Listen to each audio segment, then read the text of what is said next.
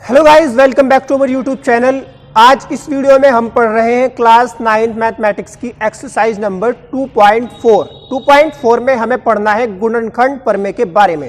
तो सबसे पहले हमें पता होना चाहिए कि गुणनखंड प्रमेय होता क्या है। तो आइए हम आपको सबसे पहले बताते हैं गुणनखंड प्रमेय की परिभाषा। तो गुणनखंड प्रमेय क्या होता है? यदि PA बराबर 0 हो, PA बराबर 0 हो तो x माइनस a बहुपद PX का एक गुणनखंड होता है। और यदि x माइनस a px का एक गुणनखंड हो तो pa बराबर 0 होता है। बात दोनों एक ही है, इस बात को उल्टा करके कह दिया गया है। यहां पर pa बराबर 0 हो तो x माइनस a क्या होगा? px का गुणनखंड होगा। x माइनस a क्या गुणनखंड का है?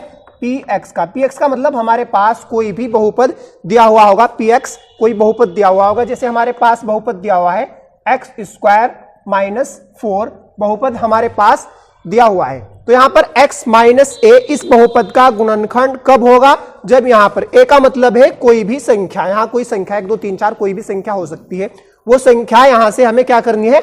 इस बहुपद में रखनी है। और इस बहुपद में x के स्थान पर वो संख्या रखने से अगर ये बहुपद 0 हो जाए तो ये x माइनस a यानी कुछ संख्या जो यहां दी हुई होगी, ये वाला बहुपद इस बहुपद का गुणनखंड होगा। जैसे हम यहां पर लें x माइनस 2, a का मतलब यहां पर हमने 2 ले लिया, तो x माइनस 2 इस बहुपद का गुणनखंड कब होगा? जब यहां x के स्थान पर हम 2 रखेंगे। तो यहां से हमें क्या करना है? इसके बराबर 0 लेना है और x बराबर हो जाएगा हमारे पास 2। तो x बराबर 2 इस बहुपद में रख के हम देखेंगे तो यहां पर हो जाएगा P2। यहां 2 रख दिया हमने तो 2 दूनी होता है 4 और 4 में से 4 जाके बचता है 0। तो P2 0 आ गया। तो जब यहां पर P2 इज इक्वल टू 0 आ जाएगा तो इसका मतलब है कि ये बहुपद x minus 2 x square minus 4 का एक गुणनखंड होगा। और दूसरे शब्दों में x माइनस a px का गुणनखंड होगा, यानी ये इसका गुणनखंड होगा कब? जब pa बराबर 0। तो pa बराबर अगर 0 हो तो ये बहुपद इस बहुपद का गुणनखंड होगा। ये बात गुणनखंड प्रमेय है हमारा, जो हमें इस एक्सरसाइज में गुणनखंड प्रमेय का उपयोग करना है। तो सबसे पहले देखते हैं पहला क्वेश्चन हमारे पास, बताइए कि निम्नलिखित बहुपद में से किस बहुपद का गुणनखंड x प्लस 1 है। तो नीचे हमें बहुपद दिए हुए हैं, बताना है कि x प्लस 1 इस बहुपद का गुणनखंड है या नहीं। तो कोई भी बहुपद दूसरे बहुपद का गुणनखंड तब होगा जब इस बहुपद से इस बहुपद को भाग देने पर शेषफल 0 बचे, यानी पूरा पूरा कट जाए तो वो उसका गुणनखंड होगा। तो सबसे पहले हमें देखना पड़ेगा यहाँ पर शेषफल क्या आ रहा है। तो सबसे पहले हम इस बहुपद को लिख लेंगे। आइए इसे हल करते हैं। हम यहां पर लिखेंगे इस बहुपद को, px हमने मान लिया है, px से हमारा बहुपद x की घात 3 प्लस x की घात 2 प्लस x और प्लस 1। तो इसे भाग देना है x प्लस 1 से और देखना है कि पूरा कटता है या नहीं, शेषफल देखना है में 0 आ रहा है या नहीं। तो इसके लिए क्या करेंगे? हम x प्लस 1 का शून्यक निकालेंगे, यानी x प्लस 1 बराबर 0 हम लेंगे, यानी x बराबर हो जाएगा माइनस का 1। जब 1 का पक्षांतर करेंगे माइनस 1 हो जाएगा। तो अब क्या करेंगे? हम बहुपद px में x बराबर माइनस 1 रखने पर माइनस 1 रखेंगे इस बहुपद में, तो यहां पर शेषफल हमारे पास आ जाएगा p माइनस 1, यानी x के स्थान पर माइनस 1 हमने रख दिया। यहां पर क्या था? x की घात 3 माइनस 1 की घात 3 हम यहां पर कर देंगे और प्लस माइनस 1 की घात 2 करेंगे और प्लस माइनस 1 और प्लस 1। अब इसके बाद क्या होगा? यहां पर माइनस 1 की घात 3 का मतलब होता है माइनस 1, 1 गुणा 1 गुणा 1, यानी माइनस माइनस प्लस होगा और फिर माइनस वाले से गुणा होगी, फिर ये माइनस हो जाएगा। माइनस 1 की घात 2 का मतलब होता है प्लस का 1, यानी जब माइनस 1 की माइनस 1 से गुणा होगी तो उसका ये माइनस प्लस हो जाएगा। और यहां प्लस माइनस क्या आएगा हमारे पास? माइनस 1 आएगा, प्लस 1। तो उसके बाद माइनस 1 प्लस 1 माइनस 1 प्लस 1, यानी 1 में से 1 घटेगा, 1 में से 1, हमारे पास क्या बचता है? 0। 2 प्लस के हैं 2 माइनस के, इसका मतलब 2 में से 2 गया, 0 बचता है। तो शेषफल हमारे पास यहां पर कितना बचा? 0 बच गया। तो हम यहां क्या लिखेंगे? x प्लस 1 से, x प्लस 1 से इस बहुपद को px यानी कि x की 3 प्लस x की घात 2 प्लस x प्लस 1 को भाग देने पर शेषफल क्या बचता है? शेषफल 0 है। इसलिए क्या होगा, इसलिए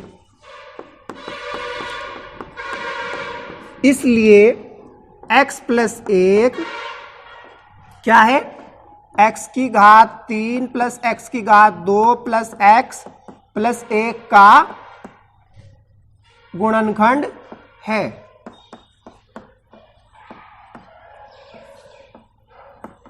तो जहां पर शेषफल 0 यानी कि 0 बच जाए वहां पर x प्लस 1 इस बहुपद का क्या है, गुणनखंड है। अगर 0 ना बचे तो ये इसका गुणनखंड नहीं है। आइए अब सेकंड पार्ट की तरफ बढ़ते हैं। सेकंड पार्ट है हमारा x की घात 4 प्लस x की 3 प्लस x की 2 प्लस x प्लस 1, यानी इस बहुपद को x प्लस 1 से भाग देने पर क्या हमारे पास ये इसका गुणनखंड है या नहीं, ये हमें देखना है। तो हम देखेंगे कि इस x प्लस 1 से भाग देने पर शेषफल क्या बचता है। तो हम यहां मानेंगे px बराबर ये बहुपद जो हमें दिया हुआ है, px बराबर हमने मान लिया x की घात 4 प्लस x की घात 3 प्लस x की घात 2 प्लस x प्लस 1, ये बहुपद है हमारे पास। इसके बाद क्या करना है, हमें x प्लस 1 से देखना है, भाग देने पर ये पूरा कटता है तो इसका ये गुणनखंड होगा। तो x प्लस 1 बराबर हम ले लेंगे 0 और x बराबर हमारे पास आ जाएगा माइनस का 1। तो इस बहुपद में हमें क्या रखना है, x बराबर -1 रखकर देखना है शेषफल क्या आता है।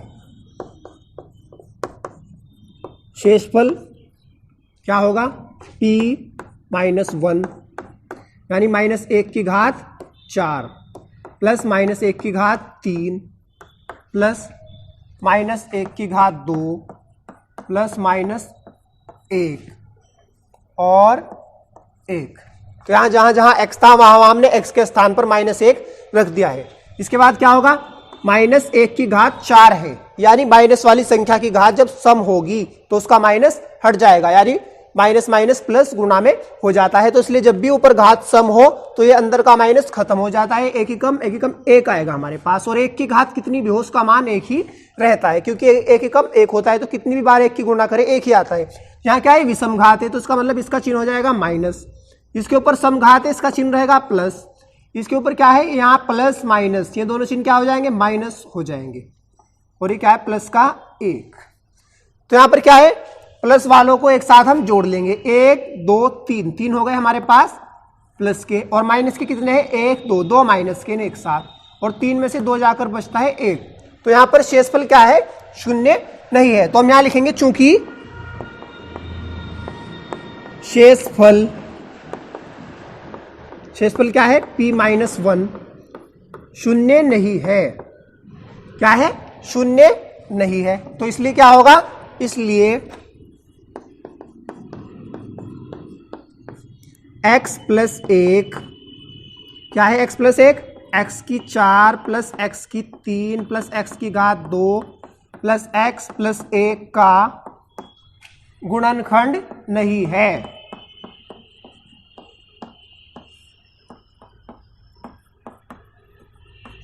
अगर शेषफल 0 ना आए तो गुणनखंड नहीं है, और अगर 0 आ जाए इसका मतलब है इस x प्लस 1 से इसे भाग देने पर ये पूरा कट जाएगा, तो फिर ये इसका गुणनखंड होगा। लेकिन अगर 0 ना आए तो गुणनखंड नहीं है, अगर शेषफल 0 आ जाए तो गुणनखंड है।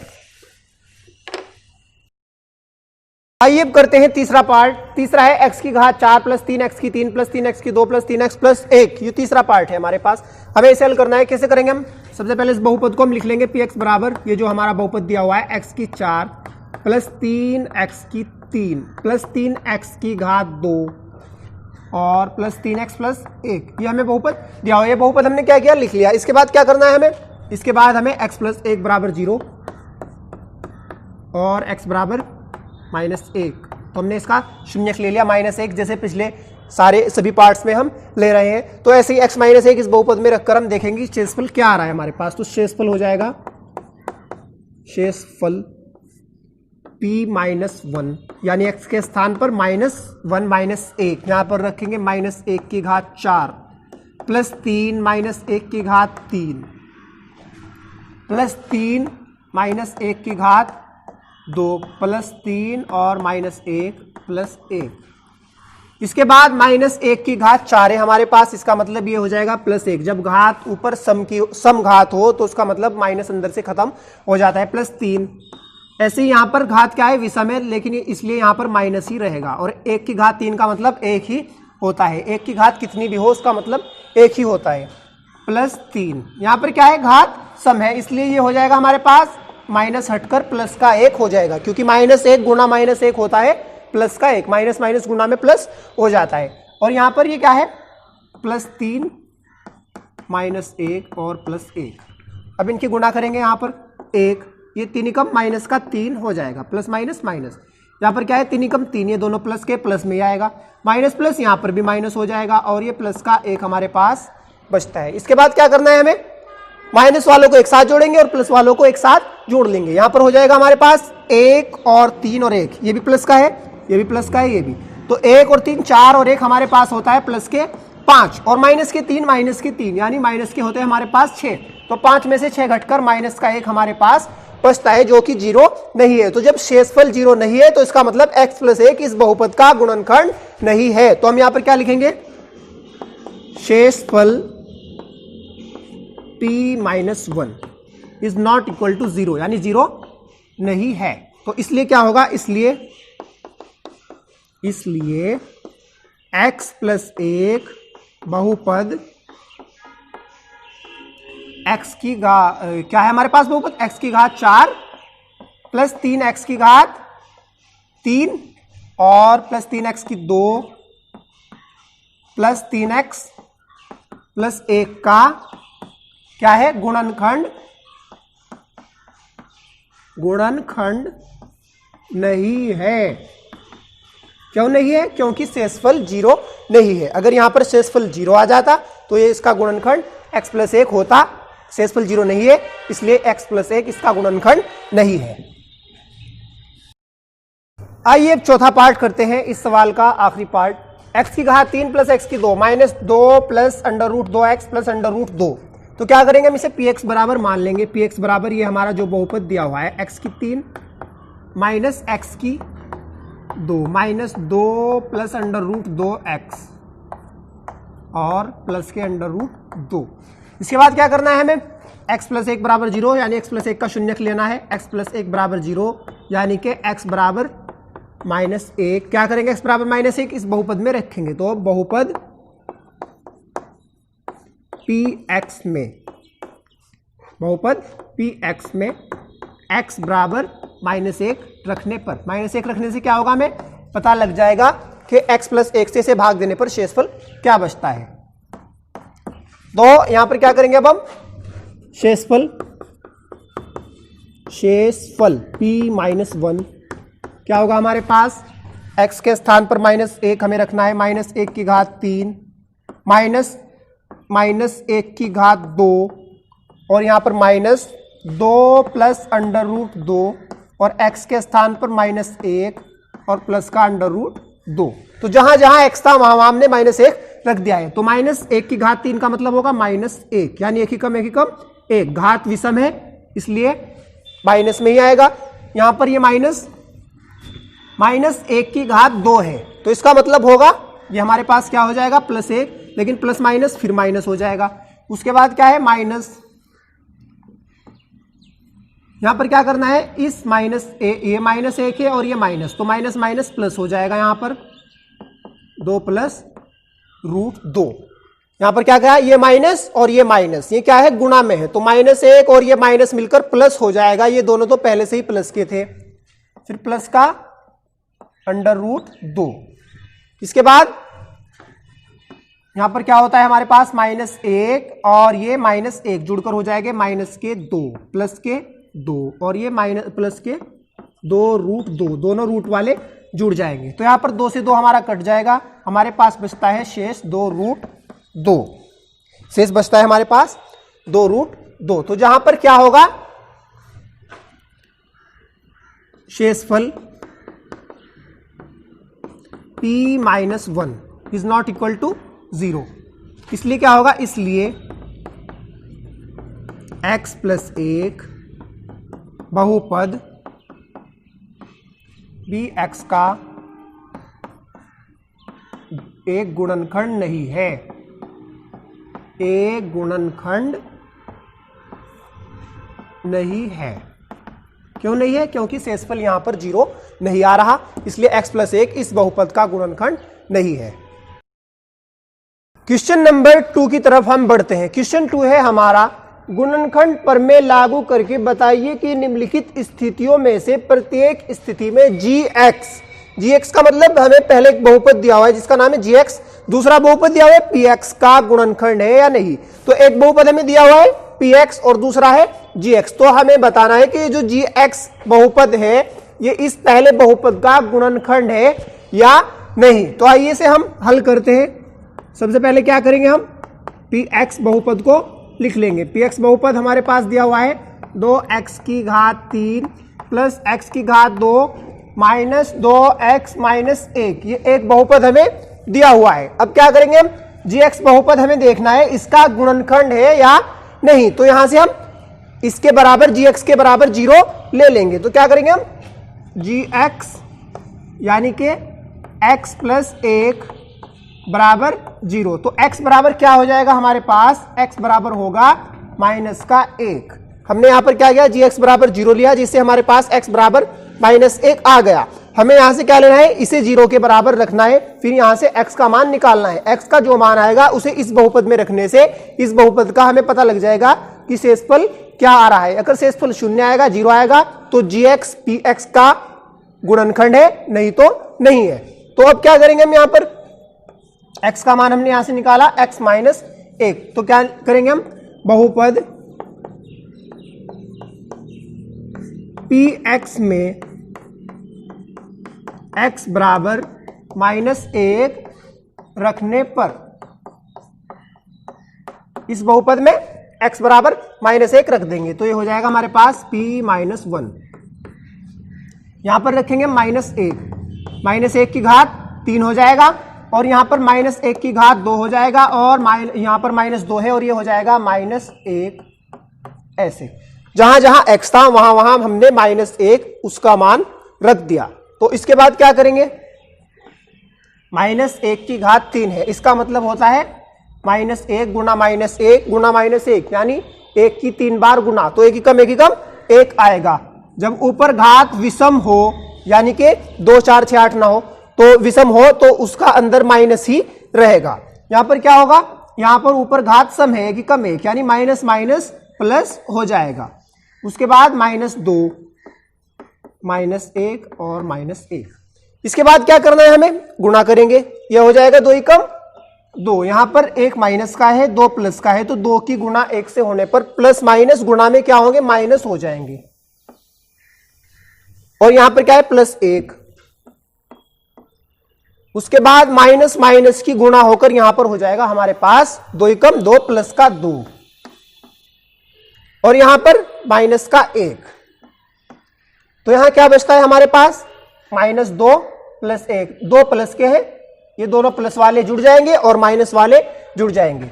यहां पर माइनस 2 के साथ माइनस 1 जुड़कर माइनस के ही आएंगे, 2 और 1 माइनस के 3 हो जाएंगे और यहां पर 2 और 1 प्लस के 3, तो 3 में से 3 जाकर बचता है हमारे पास 0। तो यहां पर क्या है हमारे पास, p माइनस 1 का मान 0 आ गया है। तो जब p माइनस 1 का मान 0 आएगा इसलिए gx क्या है, px का एक गुणनखंड होगा। हम यहां लिखेंगे चूंकि p minus 1 is equal to 0 यानी कि यहां पर शेष क्या बचता है, 0 बचता है, इसलिए क्या होगा, इसलिए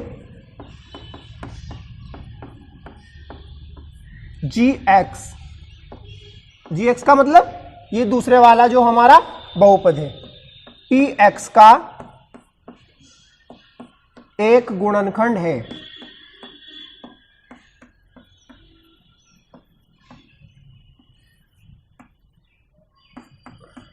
अगर यहां पर x का ये x बराबर माइनस 1 मान रखने से यहां पर 0 ना आता तो यहां पर gx px का गुणनखंड नहीं होता, लेकिन यहां पर हमारे पास शेष क्या आ रहा है, 0। तो जहां पर शेषफल 0 आ जाए वहां पर gx px का एक गुणनखंड होगा।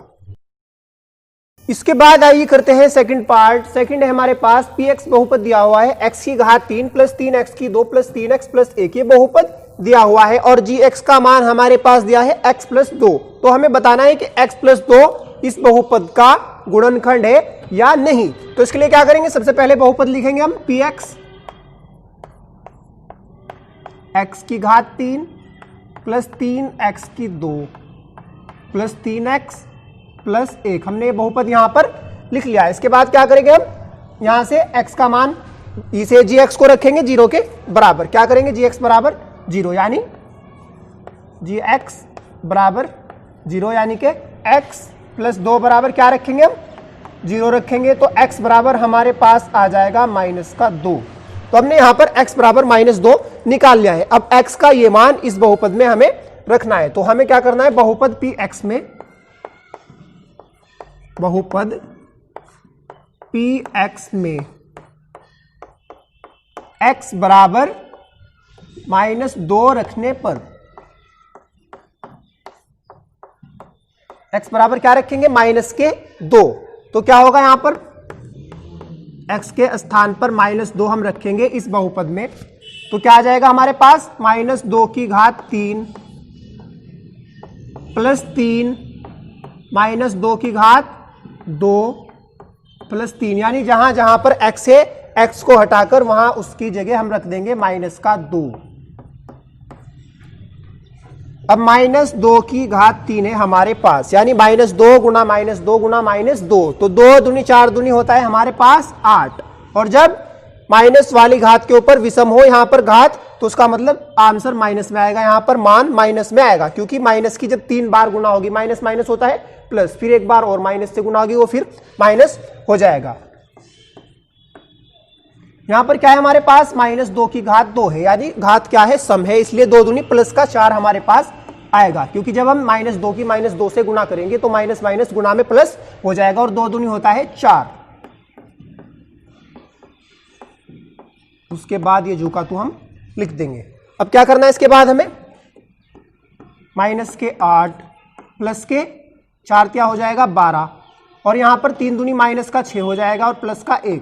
प्लस वालों को एक साथ जोड़ेंगे, माइनस वालों को एक साथ जोड़ लेंगे। 8 माइनस का है, 6 माइनस का है, 8 और 6 माइनस के मिलाकर हमारे पास हो गए 14, और 12 और 1 हो गया हमारे पास -13।